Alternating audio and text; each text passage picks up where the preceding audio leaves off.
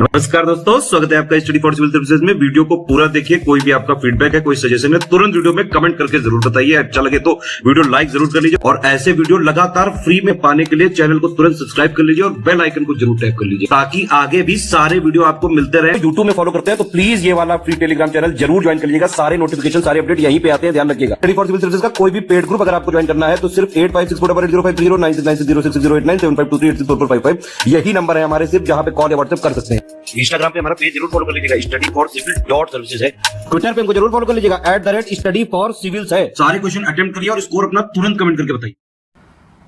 दोस्तों नमस्कार, study for civil services में आप सभी का स्वागत है। यूपी पीसीएस जो हम पेड क्विज देख रहे हैं 2024 वाली, उसको आगे से कंटिन्यू करेंगे। यहाँ पे फर्स्ट क्वेश्चन, अभी रिसेंटली हमारा नया बैच भी स्टार्ट हुआ है, तो अगर आप अभी से ही हमारे ग्रुप्स में जुड़ना चाहते हैं पूरी एक इंटीग्रेटेड तैयारी के लिए, तो हमारा कोर्स ज्वाइन कर सकते हैं।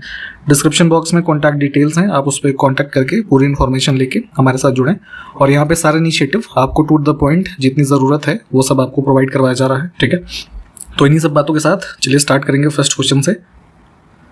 कहा गया है कि निम्नलिखित में से कौन सा ऑर्गेनिक अम्ल है। तो दो प्रकार के अम्लों के बारे में हम पढ़ेंगे, जैसे ऑर्गेनिक और इनऑर्गेनिक, ठीक। तो जैसे इनऑर्गेनिक में क्या है कि इनऑर्गेनिक एसिड ऐसे कंपाउंड्स होते हैं, ठीक है, जो हाइड्रोजन और ये नॉन मेटालिक एलिमेंट जो कुछ होते हैं और उनके ग्रुप्स उससे एसोसिएटेड होते हैं। तो अब उसके एग्जांपल अगर हम देख लें तो यहाँ पे sulphuric acid, nitric acid, phosphoric acid है ना, और जैसे हाइड्रोक्लोरिक एसिड, ये सब हमारे इनऑर्गेनिक एग्जांपल हैं। पूछा इसमें ऑर्गेनिक किया था तो ये सिट्रिक हो जाएगा, ठीक है, सिट्रिक। इसके अलावा ऑक्सैलिक एसिड है ना, uric acid, malic acid, formic acid है ना, ये सब। अष्टदिग्गज किस राजा से संबंधित थे। तो तेलुगु स्कॉलर होते थे बेसिकली 8 ये, ठीक है, और ये एसोसिएटेड थे किससे, कृष्णदेव राय से, विजयनगर एम्पायर में, ठीक है। आप इनको जानते होंगे, 1509 से लेकर के 1529 तक इनका जो शासनकाल रहा। भारत में मौद्रिक नीति निम्नलिखित में से कौन बनाता है। तो मॉनेटरी पॉलिसी और एक होती है फिस्कल पॉलिसी, ठीक है। दोनों का डिस्टिंक्शन ध्यान रखा करिए। मॉनेटरी पॉलिसी को बनाने के लिए रिजर्व बैंक ऑफ इंडिया के अंतर्गत एक कमेटी है, मॉनेटरी पॉलिसी कमेटी, 6 सदस्यों की एक समिति है। तो ये मॉनेटरी पॉलिसी यानी कि मौद्रिक नीतियां बनाते हैं। मौद्रिक नीति में जैसे आपके ये रेपो रेट है ना, रिवर्स रेपो रेट क्या होंगे, बैंक रेट क्या होंगे, इन सब से संबंधित जो विषय हैं इसमें कवर किए जाते हैं। उसी के विपरीत फिस्कल पॉलिसी जो है ये भारत सरकार है ना, इन पर्टिकुलर मिनिस्ट्री ऑफ फाइनेंस जो है उनके अंतर्गत बनती है। तो यहाँ पे बी विकल्प को चुनेंगे। नेक्स्ट है, मोका कॉफ़ी जहाँ उगाई जाती है वह इसमें से कौन सा देश है, ठीक है। तो बेसिकली यमन जो है, देखते हैं मिडिल ईस्ट में, तो यहाँ की एक प्रकार की ये पोर्ट सिटी थी मोका। सबसे फर्स्ट टाइम यहाँ पे मोका टाइप ऑफ कॉफ़ी जो है कल्टीवेट की गई या पाई गई कह लीजिए। एक जो हम अरेबिका कॉफ़ी पढ़ते हैं ना, तो उसी का ही प्रकार है। और मोका को जो है एक जितनी भी हमारी ये है कॉफ़ी किंगडम, उसका क्वीन कहा जाता है। काफ़ी एक फाइन टाइप ऑफ कॉफ़ी होती है, ठीक। तो यमन को ध्यान रखेंगे। सेलेबीस सागर कहाँ पर स्थित है। तो इधर देखेंगे आप, बोर्नियो और ये जो मलेशिया वगैरह वाला रीजन है ना, यहाँ पे इसकी स्थिति है। तो साउथ ईस्ट एशिया हो जाएगा। मैप में लोकेट के लिए इसको कीजिए। कालीमंतन किस द्वीप का अंग है यानी कि पार्ट है। तो ये जो है इसमें बोर्नियो, ठीक। हाल ही में भारत का पहला क्षेत्रीय कृत्रिम बुद्धिमत्ता यानी कि आर्टिफिशियल इंटेलिजेंस बेस्ड समाचार एंकर जिसका नाम है लीसा लॉन्च किया गया है। तो किसने लॉन्च किया है इसको, ध्यान रखेंगे। एआई बेस्ड जो है एक न्यूज़ एंकर है लीसा, और इसको ओडिशा टीवी जो है एक रीजनल न्यूज़ टीवी चैनल है, इन्होंने लॉन्च किया है, ठीक। हाल ही में विश्व युवा कौशल दिवस 2023 किस दिन मनाया गया है। तो ये है आपका 15 जुलाई। और इसमें वो थीम हो सके तो ध्यान रखेंगे, skilling teachers, trainers and youth for a transformative future, ठीक। हाल ही में किस संस्था ने ETHR world future skills award 2023 जीता है। इकोनॉमिक टाइम्स को आप जानते होंगे, तो यहाँ पे उन्हीं की एक अवार्ड कैटेगरी है HR world future skills award. तो ये मिला है इनको NTPC, national thermal power corporation. हाल ही में आईसीसी ने क्रिकेट वर्ल्ड कप 2023 का ब्रांड एम्बेसडर किसको बनाया है? तो आपको पता होगा कि वर्ल्ड कप जो ये मेंस ये वर्ल्ड कप है 50 ओवर वाला 2023 का इंडिया में होना है और ये अक्टूबर और नवंबर के मंथ्स में। तो इसमें ये ब्रांड एम्बेसडर अभी रिसेंटली अपॉइंट किए गए हैं शाहरुख खान। रानीपुर टाइगर रिजर्व उत्तर प्रदेश राज्य का चौथा टाइगर रिजर्व होगा। यह किस जिले में स्थित है? तो ये जो है हमारे ये एनवायरनमेंट मिनिस्टर के द्वारा अनाउंस किया गया था। तो ये बेसिकली टाइगर रिजर्व जो रानीपुर बनाया जा रहा है ये यहाँ पे है चित्रकूट में। ठीक है, आप जरा हमको ये बताएं कि अन्य 3 हमारे टाइगर रिजर्व्स उत्तर प्रदेश के कौन कौन से हैं? 22 से 24 जुलाई 2023 को दुनिया का सबसे बड़ा international temples convention and expo है ना, इसका आयोजन कहाँ पर किया जाएगा? तो ये ध्यान रखेंगे वाराणसी में आयोजित किया जा रहा है 22 से 24 जुलाई के मध्य। और इसमें लगभग विश्व भर के जो करीब 450 से ज़्यादा फेमस श्राइन बोर्ड्स हैं उसके रिप्रेजेंटेटिव जो कि हिंदू, सिख, बुद्ध और जैन धर्मों से संबंधित हैं वो पार्टिसिपेट कर रहे हैं इसमें। नेक्स्ट है यूएई में आयोजित 34वें अंतर्राष्ट्रीय जीव विज्ञान ओलंपियाड 2023 में भारत कितने गोल्ड जीत करके शीर्ष स्थान पर रहा था? तो इसमें शायद हमने पिछले वीडियो में भी ये मैथमेटिक्स वाले ओलंपियाड की बात की थी। तो यहाँ पे बायोलॉजी के ओलंपियाड की बात की गई है जो कि कहाँ पे आयोजित हुआ है पहले ये ध्यान रखेंगे, तो यूएई में। और इसमें जो है ये आपका गोल्ड मेडल्स की अगर हम बात करें तो इंडियन टीम ने जो जीते हैं कुल 4। विकल्प ए। कन्नौज के लिए त्रिपक्षीय संघर्ष निम्नलिखित में से किन सेनाओं के द्वारा लड़ा गया था?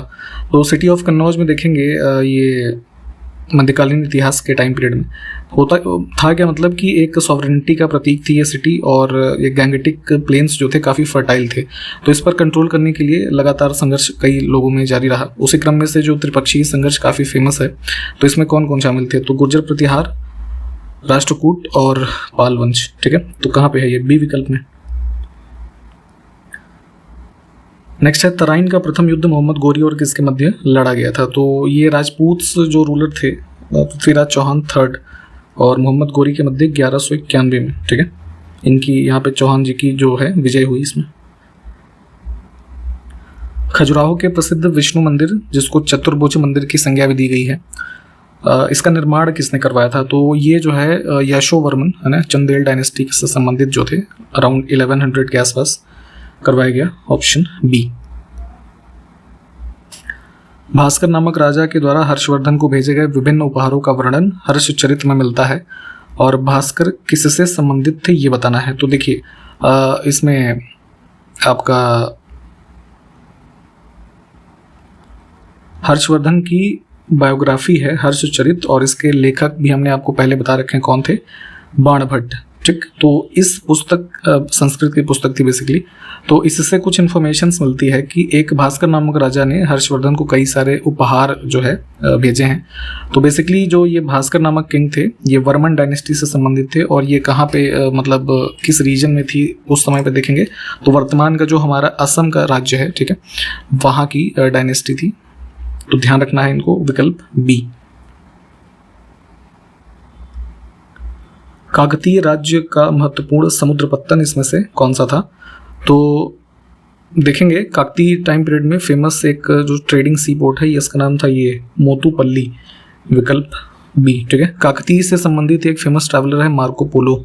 इसने कई सारे जो है अकाउंट्स दिए हैं कि जो ये मतलब पोर्ट से ट्रेड वगैरह होता था और उस समय की जो प्रॉस्पेरिटी थी ये आंध्र देश में। ठीक है, तो इसका नाम भी ध्यान रखिएगा। नेक्स्ट है तोलकापियम या तुलकपियम, ऐसे कई बार अलग अलग तरीके से प्रोनाउंस किया जाता है इसको। तो इसकी रचना किस संगम में हुई थी? तो संगम टर्म बेसिकली यहाँ पे समझने की जरूरत है पहले आपको। ये हमने पहले भी बताया है कि ये एक प्रकार की असेंबली होती थी, है ना, सभा तमिल पोइट्स की, जहाँ पे कई सारे डेलिब्रेशंस और रचनाएं हुई। ठीक, तो पांड्यन किंग्स के पैटर्नेज में जो है ये संगम आयोजित किए गए 3। ठीक, तो अलग अलग इन्फॉर्मेशन है, डिटेल में इसको पढ़िएगा आप। तो उसी में से एक जो ये है आपका oldest surviving Tamil grammar text है तोलकापियम। ठीक है, तो इसकी रचना जो है सेकंड संगम में हुई, वो ऑप्शन बी जो है इसको चुनेंगे। और ये आपका इसके कंपाइलर की बात अगर पूछी जाए तो तुलक्कापियार करके एक नाम था, है ना, और ये ध्यान रखिएगा। ठीक, तो बी को चुनते हैं। यहाँ पे तीनों संगम को जो है थोड़ा डिटेल में पढ़िएगा। नेक्स्ट है संगम काल के संदर्भ में दो हमारे पास लिस्टिंग है, इसको सुमेलित करना है। देखिए टेलीग्राम के कुछ फीचर्स हैं यहाँ पे, तो इसको मतलब प्रॉपर रूप से कई बार इस तरह की चीज़ों को डिस्प्ले कर पाना यहाँ पे पॉसिबल नहीं होता है, बट स्टिल यहाँ पे थोड़ा आप खुद से भी समझने की कोशिश करेंगे। जैसे ए के आगे 1 लिखा है, बी के आगे 2 लिखा है, तो यहाँ पे जैसे ऑप्शंस हैं तो ये समझ लीजिए कि ये ए बी सी डी ऐसे नीचे नीचे करके आप समझिएगा, है ना। तो यहाँ पे ऑप्शन हमारा सही हो जाएगा बी वाला, है ना। ए को 1 से मिलाएंगे, बी को 3 से मिलाएंगे, इस प्रकार से मिला लीजिएगा तो ये करेक्ट हो जाएगा। 2 स्टेटमेंट है, सही को चुनना है। सही पूछा गया है या गलत प्लीज बहुत ध्यान से देखा करिएगा। तो ये साउदर्न इंडिया के हमारे जो डायनेस्टीज रही, चेर शासकों और चोल के बारे में बात की गई है। तो इन चेर शासकों का राजकीय चिन्ह बाघ था और चोल शासकों का राजकीय चिन्ह धनुष बाण था। ठीक है, तो दोनों ही गलत है, ये आपस में इंटरचेंज किया गया है। इसमें डी को चुनेंगे। यहाँ पे देखिए नेक्स्ट है शिलप्पादिकारम में किस नदी की स्तुति की गई है, यानी कि किस नदी के बारे में इसमें कह लीजिए इसको मेंशन किया गया है कुछ चीज़ों के बारे में। तो 5th सेंचुरी के टाइम पीरियड का एक तमिल रचना है हमारा शिलप्पादिकारम, उसमें कावेरी नदी के बारे में जो है मेंशनिंग की गई है, ध्यान रखेंगे। नेक्स्ट है कि सारनाथ स्तंभ में बने 4 पशुओं के नाम क्या क्या हैं। तो वाराणसी के बगल सारनाथ में, है ना, ये स्तंभ के बारे में आप डिटेल में जानते हैं, उतना हम यहाँ पे डिस्कस नहीं करेंगे। अशोका के द्वारा इसको बनवाया गया। फिर आप इसमें देखते हैं क्या क्या आकृतियाँ, इसको सर्च करके जो देखेंगे हमारा आज की डेट में जो नेशनल एम्ब्लेम भी है, तो इसमें मिलता क्या क्या है, बैल, हाथी, ये घोड़ा और शेर। ठीक है, एक बार इसकी इमेज सर्च करके देखिएगा। इसमें देखिए चंड प्रद्योत के इलाज के लिए अपने राजवैद्य जीवक को किसने भेजा था। ठीक है, तो इस प्रकार के क्वेश्चंस देखिए ऐसे समझ में नहीं आते हैं आपको, थोड़ा डिटेल में इन चीज़ों को पढ़ा करिए तो वहाँ से पूरी डिटेल इन्फॉर्मेशन आपको मिलेगी। इसमें देखिए ये बिंबिसार की अगर हम बात करें, विकल्प बी। ठीक है, हरियंक डायनेस्टी में आप इनको पढ़ते हैं। तो बेसिकली इनके शासनकाल में तो इसके अवंती के रूलर थे जो है चंड प्रद्योत, तो एक बार इनको जो है जॉइंडिस हो गया था, पीलिया। ठीक है, तो उसी में उनके इलाज के लिए अपने जो इनके फिजिशियन थे कोर्ट के, जीवक, इनको भेजा था। ठीक, तो ध्यान रखेंगे यहाँ पे थोड़ा डिटेल में चीज़ें मिलती हैं, तो जब अपने नोट्स वगैरह में पढ़िएगा तो वहाँ पे इन चीज़ों को भी देखिएगा।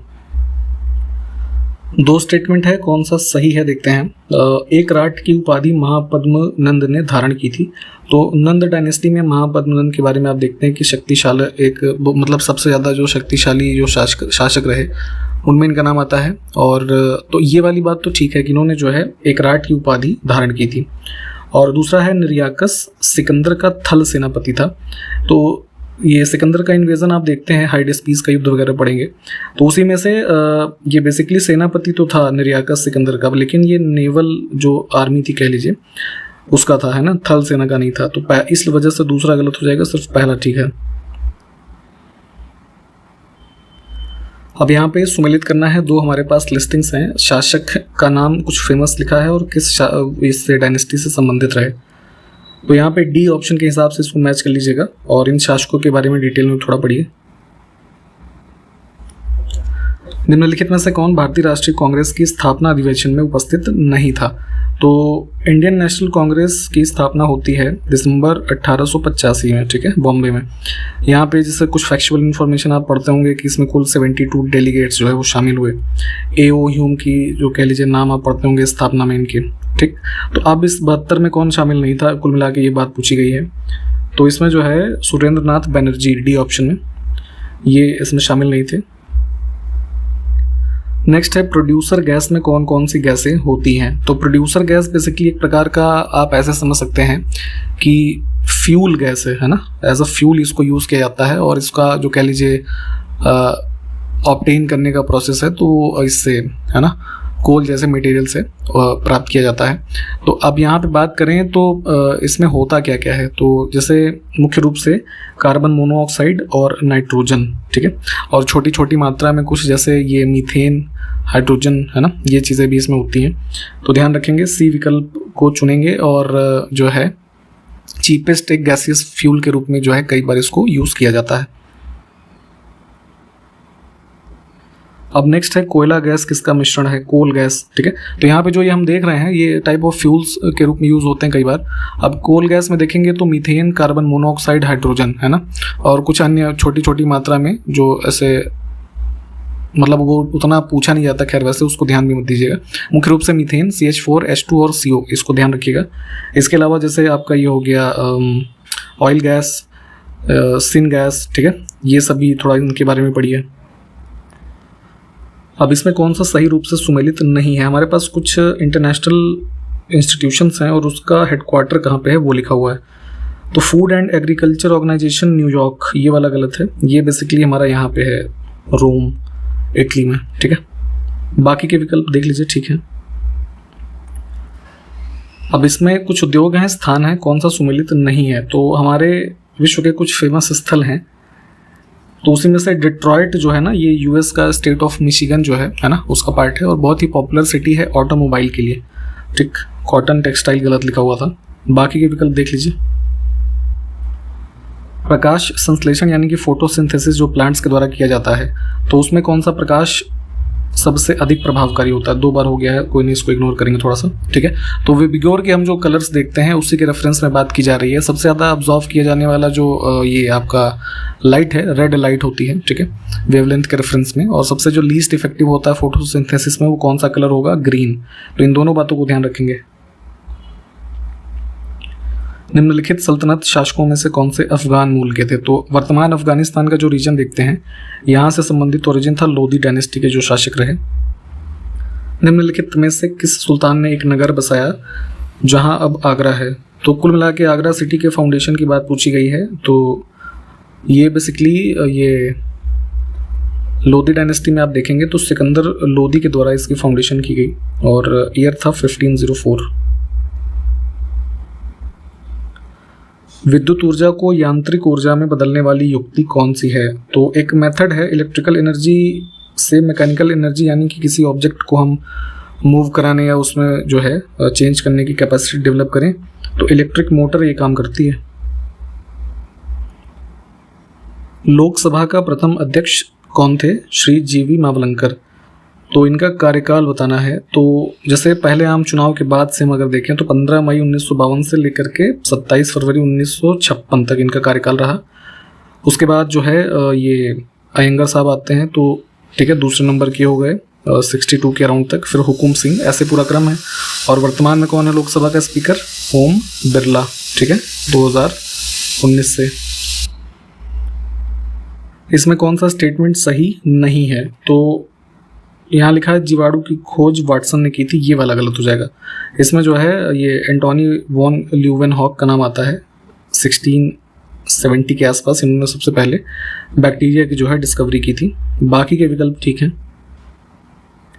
देखिए, हिंदू जो पुराण हैं, जो हम पुराण शास्त्र वगैरह सब देखते हैं, तो इनका अध्ययन करने वाला पहला मुसलमान कौन था। तो ये है अल बरूनी, ऑप्शन डी। आप जरा ये बताएं, ये किसके साथ इंडिया आया था।